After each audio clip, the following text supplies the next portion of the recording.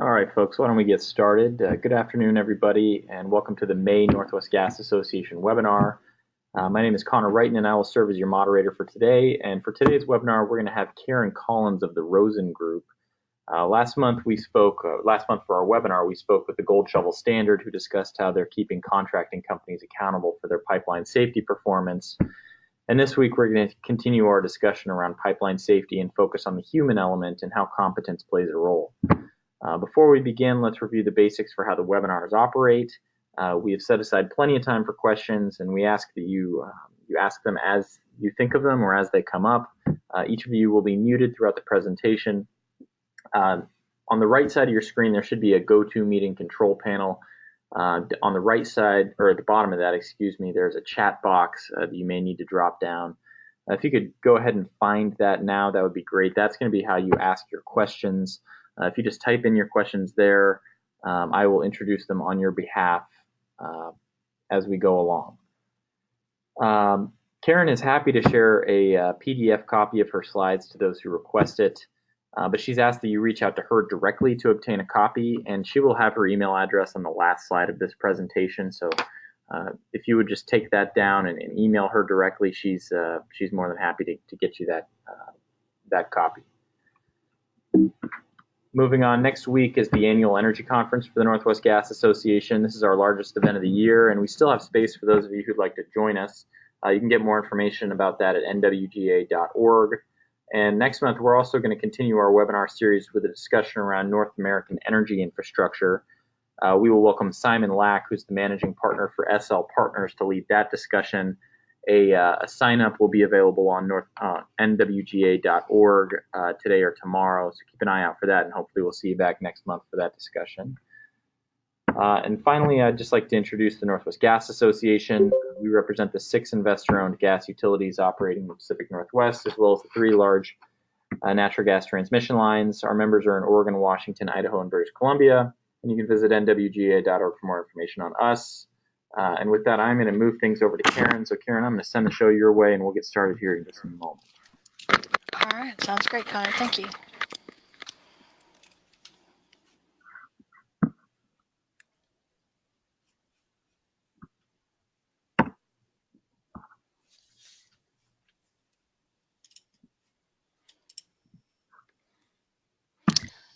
Okay, so hopefully everyone can see my screen.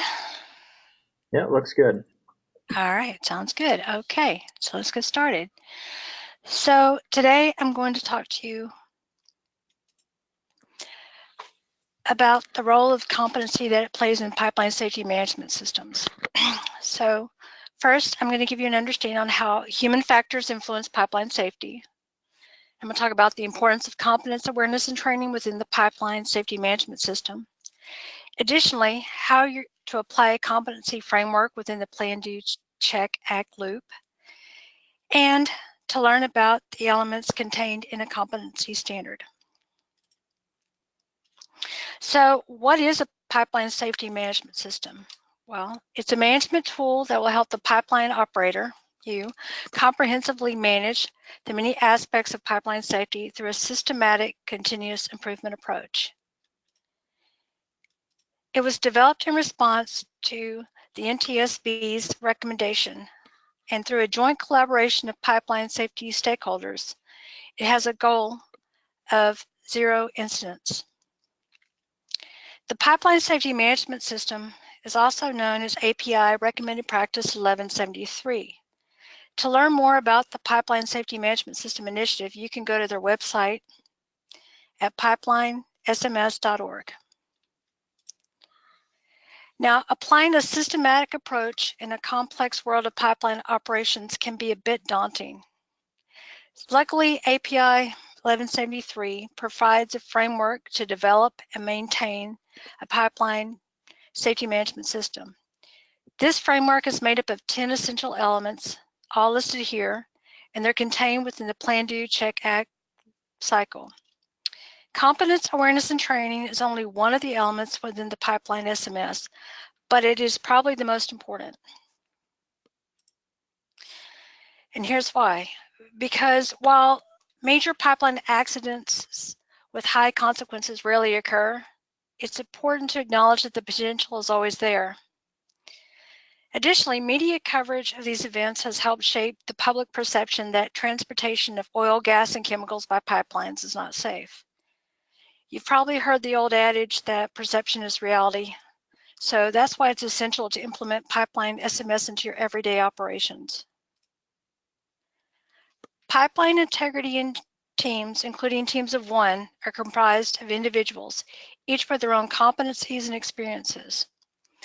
They develop and manage integrity management programs. And the integrity of these pipelines is dependent upon the engineer's competency to identify, analyze, and manage risk. Engineers make their decisions based on information which is available to them at the time, along with their knowledge, skills, and experiences. The integrity engineers' decisions are also influenced by their job, the organizational environment in which they work, and these factors interact together and then can create the potential for human error anytime during the pipeline's lifespan. So, how can you be sure your team has the necessary skills or maintains them as new members join and experienced members leave? By implementing a plan, do, check, act loop into your internal processes for competency management. It's a 4-step process. And in step 1, where we will identify and define. Step 2, we'll establish processes and procedures. Step 3, we will discuss competency assessments. And step 4, we'll analyze and implement changes. The first step is to identify and define. Define the roles and responsibilities of your team. Identify or develop competency standard requirements and document the requirements. Defining roles and responsibilities of your team is the foundation of your competency management process. This is a very important step because the Swiss Federal Institute of Technology studied 800 structural failures. They classified the reasons when engineers were at fault. The top 3 reasons for engineering failures, centered around knowledge at 66%. Additionally, imprecise definition of responsibilities was also listed as a cause. Now, I'm pointing this one out because in a study by the NTSB of integrity management of gas transmission pipelines and HCAs, 7 operators were interviewed about their qualification requirements for the personnel performing the risk assessment validations. And only 1 operator listed any required training beyond basic knowledge of the company's IM program and federal regulations. Additionally, despite the mathematical complexity of most risk models, only 2 operators listed mathematical or statistical knowledge as a requirement for this role. So, how do you start? Well, define the roles or the responsibilities of each team members. First, list the tasks and the competencies you want your team members to perform as part of the role. You can use their job description as a guide. Now, write down the task they're actually performing. Is there a difference? The difference between their ideal role and their actual role is a gap. If there's a gap, you might want to investigate the cause for the discrepancies. Additionally, if this gap is large, this might cause undue stress within your team. You can use these list of gaps as a starting point to clear things up. And for every gap you find, you should be able to identify someone who's actually performing the work. This will be the beginning of a skills or team competency matrix. A competency matrix is a grid that will help you visualize the required and available skills and competencies in your team, as well as others that are missing. The next step is to define your own competency standards or use competency standards that have already been developed for each of the tasks you identified earlier. Competency standards specify the knowledge, the skills, and the abilities to perform a task at a specific level. They provide the individual a clear view of what competencies they need, and it should encourage the development of new competencies. It's best to keep these standards simple, also measurable, and verifiable. Competency standards can be prescriptive or performance-based. The Australian Pipeline Gas Association and Rosen, we both have developed competency standards for pipeline integrity management. So, what's in a competency standard? Well, a competency standard has a number for easy tracking. You give it a title, and then you have a competency level, because different tasks will require different levels of competency. And I will go into a little more detail about the levels in a minute. It'll have a competency description. It describes the competency standard. For example, design methods, standards, and procedures used for oil and gas pipelines. Or the one on the screen, the underlying principles and concepts and technical parameters related to all pipeline internal corrosion, et cetera, et cetera. So it's basically describing what the competency standard's about. Next, it'll have a competency outcome. A competency outcome will identify what the individual knows or is able to do, or will know or be able to do by the end of a course or a program, specifying the competency outcome for each level, and you use action verbs. So, for instance, aware, describe, discuss, explain, apply, analyze. These are action words. And next, you'll list your qualifications. And most of you in your HR, they probably have a minimum requirement, education requirement. This is where that piece would go. But basically, it's a official record or document, certificate, diploma that shows that a person has completed a course of study. Next, you will have a skills, the ability to do the task. So what can you do? An ability to perform a given task well, arising from the talent, training, or practice. Knowledge. It'll have a list of knowledge pieces as well. And these are understanding through experience or study. And depending on your competency standard, depends on how and what level, depends on how many knowledge elements you actually have. The next piece is supervision and training.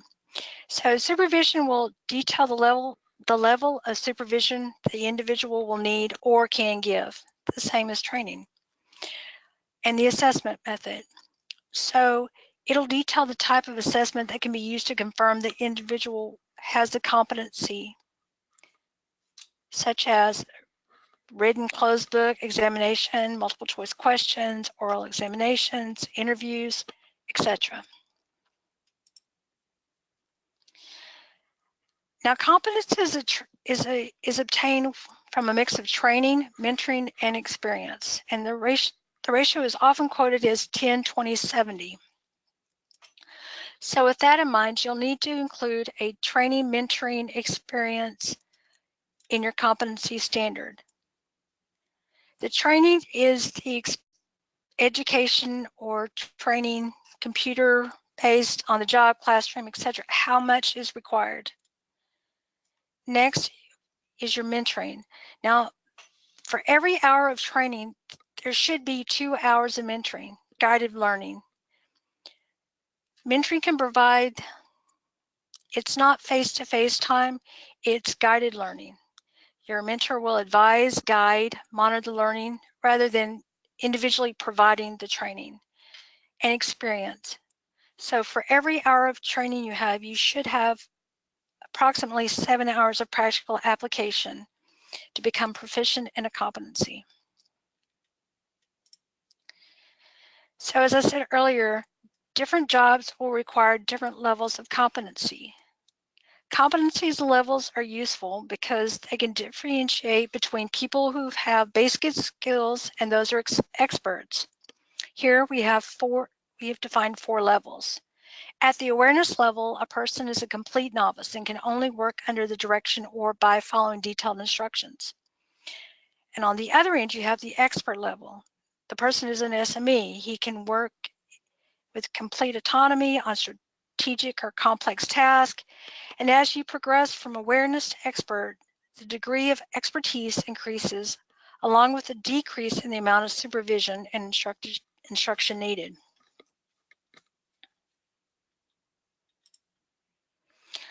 So once you have developed your competency standard with your identified competencies and your competency levels, you will then complete your skills and competency matrix by assigning the required competency level to each of the standards for each team member. Now you can visually see all the competencies required for your integrity team, and these are just a few. I'm sure y'all's would be much more extensive, but additionally, it just helps you manage your training budget and develop in your development planning, because you can identify the skill gaps across your organization rather than just one person at a time. And the last step in this element is to document everything you just completed. Documentation is essential because it provides a repeatable process. Additionally, if a team member leaves, then you know the exact competencies you are looking for to fill that position. So step 2 is the establishment of processes and procedures for competency assessments. Yes, I say competency assessments. Okay, let's be honest. No one likes competency assessments. Why? Fear of failure, fear of the unknown, your fear of what you might find out. Well, so why should you perform a competency assessment? It'll identify and fill gaps in your individual competencies before they can contribute to a major incident. And the inclusion of competency assessments within a plan management system should reduce the likelihood of substandard staff performance being overlooked, and it should help lead to continuous improvement. And the setting of standards and associated competency assessment should mitigate the pressures for staff to work beyond their limits. In that competency assessment process and procedures, you will need to determine the assessment methods, the rating scale, and the frequency of the assessment, as well as define the process for selecting an assessor. The methods for assessing competencies can range from simple self-assessments to detailed approaches that result in formal certification. They have these things in common: people who perform the assessment, competency standards and assessment criteria, and an assessment process. When you assign a rating scale, you can make it as simple as demonstrated and not demonstrated, or it can include several levels of performance. But when you choose a rating scale, you need to think about how will the rating information be used. Are you going to use it for promotion eligibility? And what level of granularity do you need in your ratings? Next, how often do you want to perform these assessments? Every year? Every 5 years? And do you want to establish a baseline for new employees? Competency-based assessments can offer tremendous value during your recruiting process. It can help define important job-specific and company-related competencies that HR can leverage and to strengthen your selection process. And finally, who will perform the assessment? Will it be a manager or a supervisor? Or do you want to use a testing center in case you decide to use a written or practical exam? Or maybe you want to bring in an outside SME. But when you determine who the assessor is going to be, there are a couple things to keep in mind. While it's vital that the assessor understands the task and the function, it's equally important that they understand the process of assessment and can provide an impartial opinion. And remember to document your assessment processes and procedures, because if it's not written down, it doesn't exist. Okay, step 3 is check. Check the competencies of your team through competency assessments. From the assessment's results, you will create a gap analysis, a learning plan, and then, of course, document the results. So, what exactly is a competency assessment? Well, every job requires a specific set of knowledge and skills. A competency assessment process evaluates a collection of outcome-based evidence against a standard in order to determine whether a person has the knowledge, skills, or experience to perform a task. And as I mentioned in the previous step, there are different assessment methods. A good way to start the assessment process is to have your staff do a self-assessment against the competency standard. This is one of the best methods to engage your employees in the process of looking at performance and setting both job and career goals. It'll encourage employees to think about and plan for their future with your company. Additionally, it can help minimize some of the stress that accompanies a competency assessment. But a word of caution. Incompetent people tend to see themselves more competent than they are. This is also known as the Dunning-Kruger effect.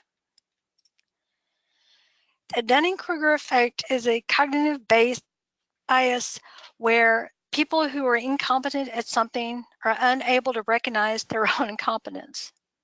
And not only do they fail to recognize their incompetence, they are also likely to feel confident that they are competent.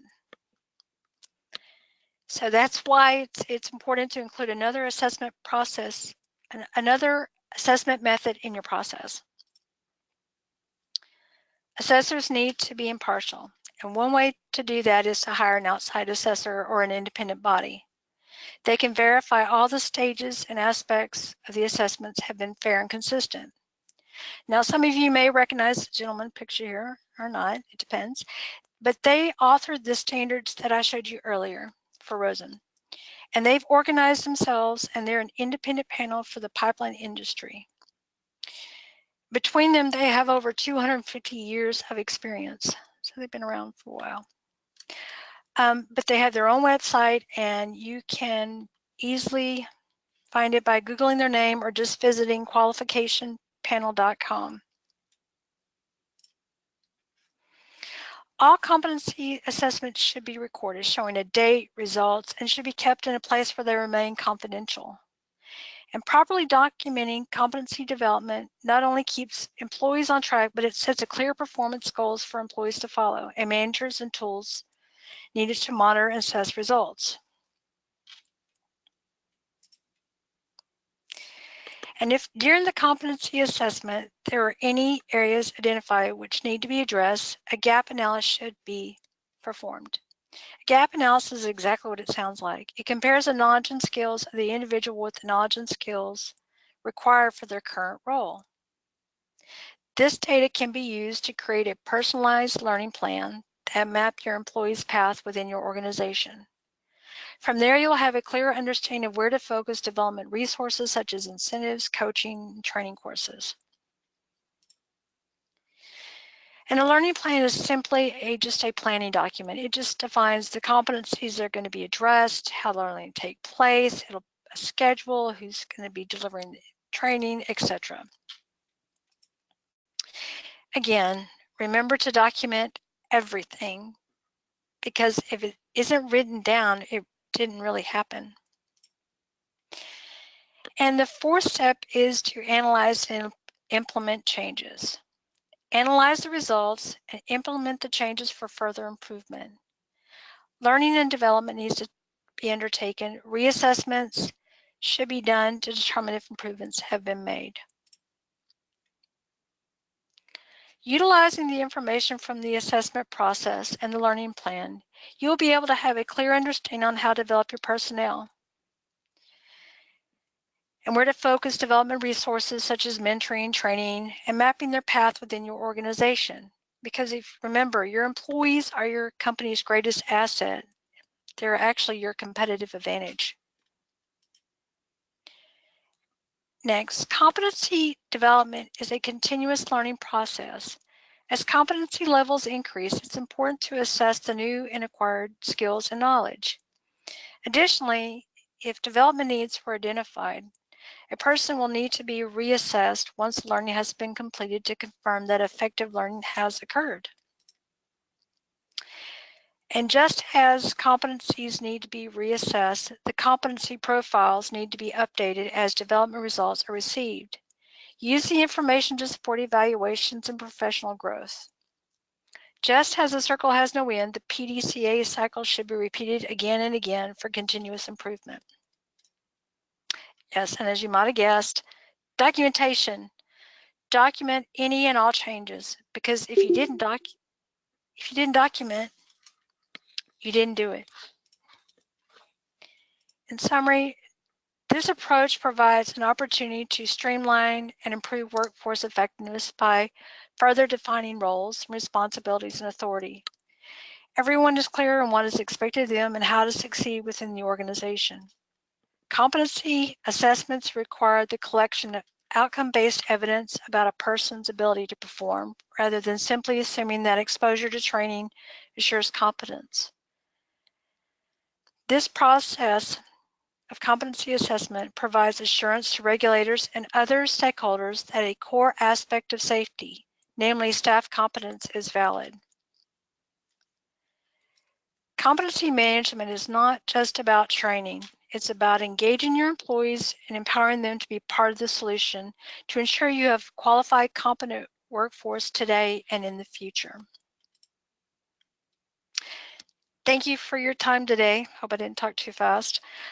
My contact information is on the screen. I will be at the Northwest Gas Association's annual energy conference next week, so I hope to see you there.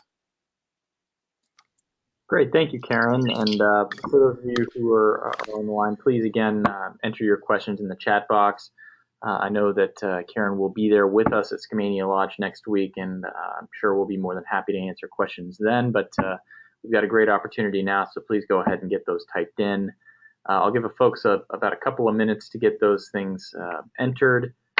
Between then and now, I want to thank you, Karen, for taking the time to do this and for the work that you guys are doing. And we're really looking forward to meeting you in person next week. I'm looking forward to it. I've never been to Washington, Oregon, anywhere, so it'll be a new experience. Good. Well, I think it should start off pretty well. It's one of the most beautiful areas anywhere, right there in the gorge. So hopefully we can welcome you to the Pacific Northwest pretty well. And I will note for folks as we're waiting out these last minutes here, we have been recording here, and as always, we're going to post this to the Northwest Gas Association's YouTube channel. If you just go to YouTube and Google the Northwest Gas Association, you should be able to find us there, and this will be up there probably in about an hour. So I know there were some folks who emailed me earlier looking for this recording as they were not able to join us. If you have colleagues who fall into that boat, then please just have them shoot me an email if they need the link, or they can just find it on YouTube. Well, Karen, in the absence of any questions here, I think we are at the end of our time here. Again, really appreciate your time, and we will look forward to seeing you next week. All right. Look forward to it. Thank you again. Thank you.